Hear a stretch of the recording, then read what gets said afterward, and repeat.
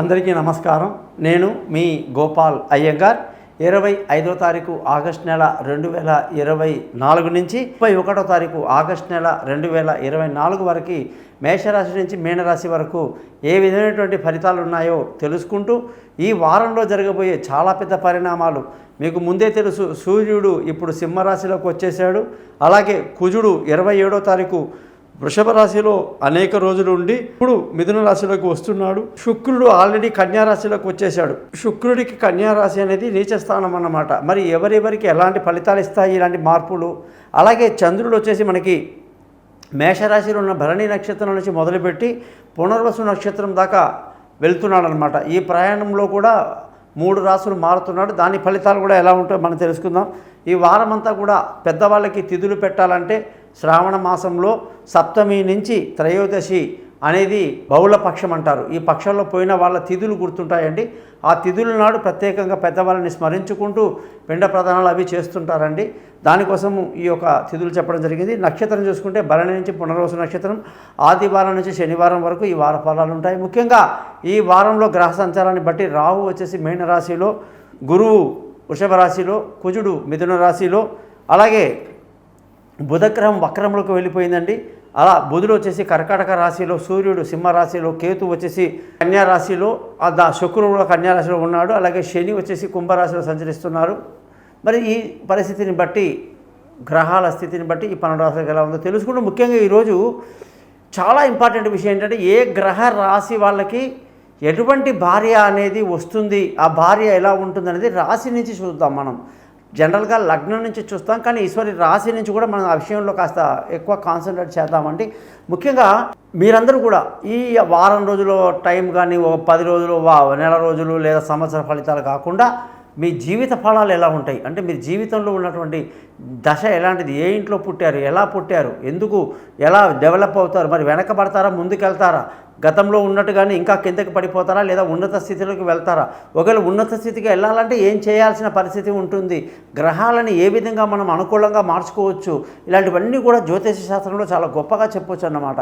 కాబట్టి మీరందరూ కూడా మీ date of birth, time of birth, place of బర్త్ని నాకు పంపించండి. మీ జాతకం మొత్తం కూడా బ్రహ్మాండంగా రెడీ చేసి మీతో నేను ఫోన్లో మాట్లాడి పరిహారాలు చెప్పి జాతకాన్ని మీకు 50 పేజీలు మెయిల్ చేయడమే కాదు, 20 నిమిషాల రికార్డింగ్ని మీరు ఎప్పుడు కూడా అప్పుడప్పుడు వినొచ్చు.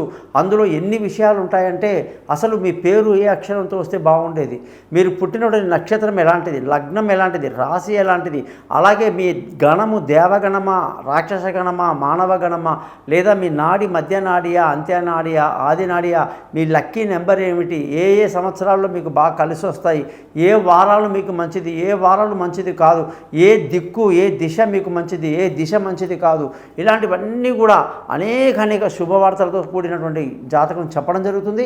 మీరందరూ కూడా జీవితాంతం దాన్ని మీతో పెట్టుకోవచ్చు. చక్కటి పరిహారాలు చెప్తాను. ఇకపోతే డేట్ ఆఫ్ బర్త్ లేని వాళ్ళందరూ కూడా ముఖం కనిపించే ఒక ఫోటో, ఆడవాళ్ళు ఎడమ చేయి కూడా, మగవాళ్ళు కుడి చేయి ఫోటోలు పెట్టండి.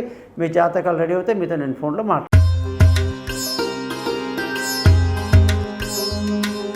తులారాశి వాళ్ళందరికీ కూడా 25వ తారీఖు ఆగస్టు నుంచి 31 ఆగస్టు వరకు మంచి సమయము అని అందరికీ కూడా ఒక క్వశ్చన్ మార్క్. ఎందుకంటే శుక్రుడు నీచ స్థితిలో 12వ ఇంట్లో కన్యారాశిలో ఉండిపోయాడు.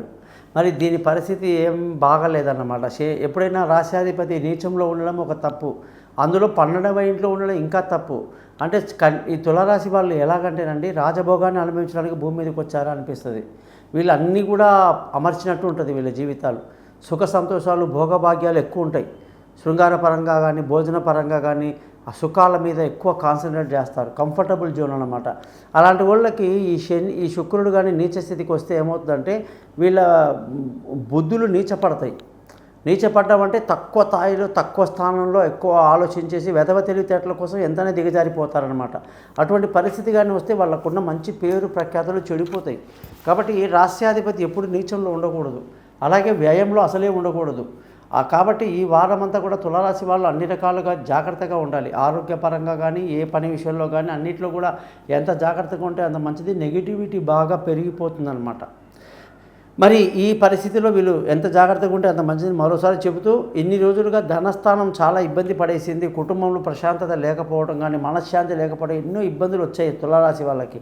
ఎందుకంటే కుజుడు అష్టమంలో ఉండడం వల్ల, ఆయన 27వ తారీఖు 9వ వెళ్ళిపోవడం వల్ల రావాల్సిన డబ్బు మొత్తం చేతికి అందుతుంది. కుటుంబంలో సంతోషం, పిల్లలతో ఎంజాయ్మెంట్ చేయటం అన్నీ 27 తర్వాత చాలా బాగున్నాయి అన్నమాట. ముఖ్యంగా బంధువుల, స్నేహితుల సహాయ సహకారాలన్నీ కూడా అష్టమంలో ఉండడం వల్ల బంధువుల సహకారాలు పెద్దగా లేకపోవటం, వాళ్ళ మీద డిపెండ్ అవ్వడం, వాళ్ళ సహాయంతో మనం బతకడం అని కొన్ని ఇబ్బందికరమైన పరిస్థితులు వస్తాయన్నమాట. అందులో నుంచి కూడా మనం జాగ్రత్తగా ఉండాలి.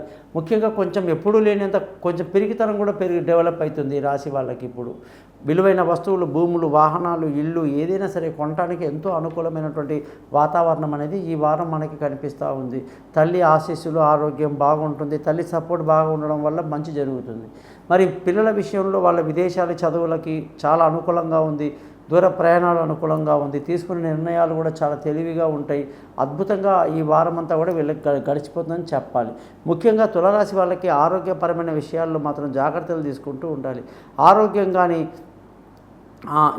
దెబ్బతినే అవకాశాలు, ఎందుకంటే ఆరోగ్యానికి అధిపతి గురువు అన్నమాట. ఆయన అష్టమంలో పడిపోయాడు కాబట్టి తులారాశి వాళ్ళకి ఇట్టే అనారోగ్యం వచ్చేస్తుంది. మరి వచ్చింది ఏమైనా తగ్గుతుందా అంటే వెంటనే తగ్గే పరిస్థితి లేదు. వీక్నెస్ బాగా ఉంటుంది. కాబట్టి ఈ రాశి వాళ్ళు అన్ని రకాల జాగ్రత్తలు తీసుకోవాలి. భార్యాభర్తల మధ్య ఒకటే కీచులాటలు, గొడవలు, ఇబ్బందులు. అష్టమ గురువు బాగా ఇబ్బంది పెట్టాడు. 27వ తారీఖు ఎప్పుడైతే గురువు 9వ ఇంటికి వెళ్తాడో భార్యాభర్తల మధ్య చక్కటి సయోధ్య కలిగి ఉండటం, పెళ్లి కాని వాళ్ళకి పెళ్లి కుదరడం, దూరంగా ఉన్న వాళ్ళు కలుసుకోవటాలు అన్నీ అవుతాయి. ముఖ్యంగా ప్రేమికుల మధ్య గొడవలు, మనస్పర్ధలు చాలా ఎక్కువ ఉంటాయి అన్నమాట. కాబట్టి ఇద్దరు చాలా జాగ్రత్తగా వ్యవహరించాల్సిన అవసరం తులారాశి వాళ్ళకు ఉంది. అలాగే ఈ రాశి వాళ్ళకి అదృష్టం చాలా బాగుంది. తండ్రి తరపున సపోర్ట్ బాగుంది. మేనమామ సపోర్టు, మామ సపోర్టు బాగుండి ఆస్తులు గీస్తులు ఏమైనా రావాలంటే ఖచ్చితంగా టైంకి వచ్చేటువంటి పరిస్థితి కనిపిస్తుంది. అన్ని రకాలుగా చూసుకుంటే ఉద్యోగం చేసే వాళ్ళందరికీ కూడా ఉద్యోగంలో సోమ, మంగళవారాలు మంచి పేరు ప్రఖ్యాతులన్నీ సంపాదిస్తారు. మంగళ, బుధవారాలు ఇబ్బందికరమైన పరిస్థితి, కష్టంగా ఉంటుంది. తమ సొంత తెలివితో తప్పులు చేసుకునే పరిస్థితి అన్నమాట. మళ్ళీ శుక్ర, శనివారాలు మంచి అద్భుతాలు జరుగుతాయి. ప్రమోషన్లు, ఇంక్రిమెంట్లు వస్తాయి. పెద్దవాళ్ళ ఆశీస్సులు ఉంటాయి.